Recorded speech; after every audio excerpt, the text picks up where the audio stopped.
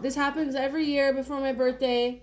Uh, it goes from like gorgeous, beautiful, 15 plus, and then 2 days before my birthday, it's like an Arctic tundra.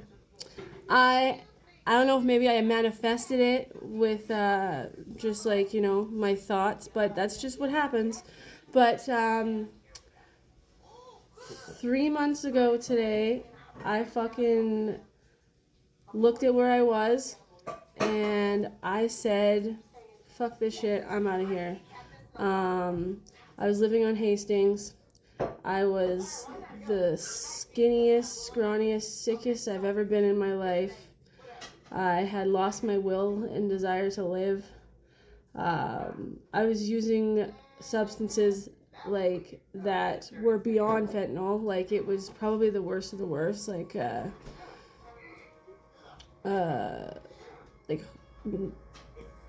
there's one that's like a for the horses that starts with the letter K, but I didn't. I kind of did that. It was mixed in with what I did, but the one that I did was started with the letter X, and it would make you fall asleep on the streets for hours.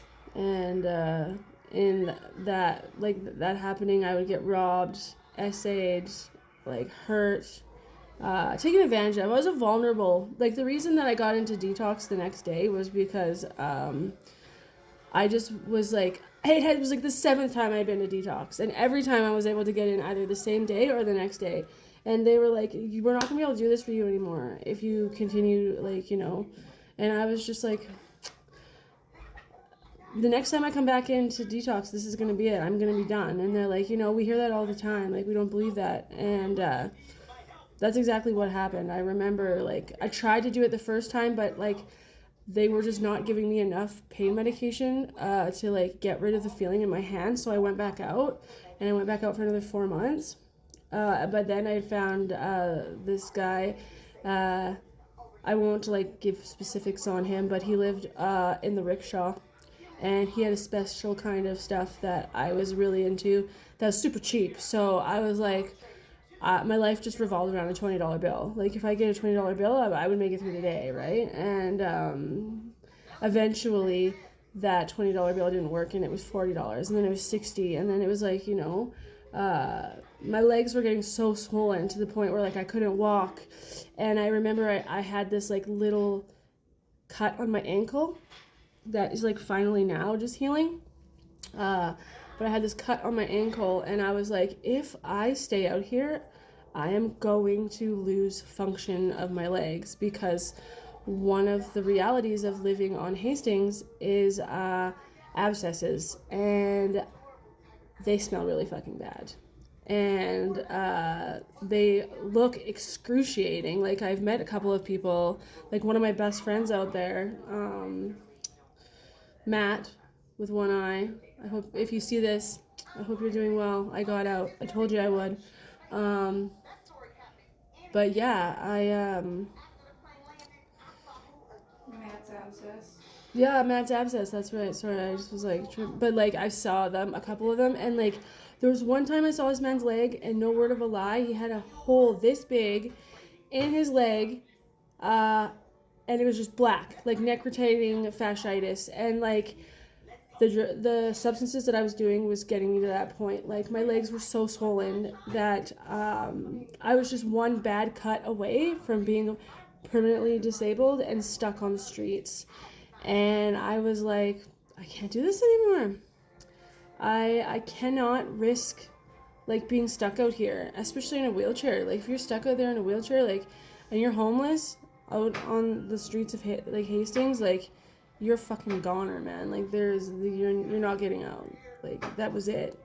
And I don't know. I just was like, it was 2 days away from welfare day, so like I knew that I could have went out and did something to like make money, but I was just like, I'm done. I'm just I can't. I love my like I tried to pretend my kids didn't exist. I like a lot of the time that I was out there, I had this partner that was just really terrible, like awful. I've spoken about him a couple of times, just treating me like garbage. But like in like the reality is he did keep a lot of like really terrible men away from me. Like all the men in Hastings are terrible. like 99% of them in one way or another. That's all I gotta say. Because it's all about survival. It has nothing to do with if like they like you or not. They want to survive. Yeah. But yeah, I've got 3 months of sobriety. I'm out of the life. Like, never gonna go back. It's fucking good. Can't believe I made it this far in 3 months. Like, I've been kind of slacking on it, but I've been writing a novel, and like the fact that I'm actually writing a novel is like mind blowing. I always said I would, so we gotta follow through with it. It's actually a really fucking great day to sit down and get some book writing done, so that's probably what I'm gonna do with the rest of the day, and just chill with the fam and do nothing. It's my birthday in 2 days, so I don't know. I'm not one of those people that like have high hopes for my birthday every year, because usually not many people like make it a special day, and I've just like grown into this like mentality that like I don't really deserve anything on my birthday. It's just another day, so I feel that creeping up on me again this year, because I haven't planned anything, nor do I have the resources to plan for anything, so I'm probably just going to be alone. So, oh well. It is what it is. I'm alive. That's all that matters, right? I'm fucking alive. Okay, bye.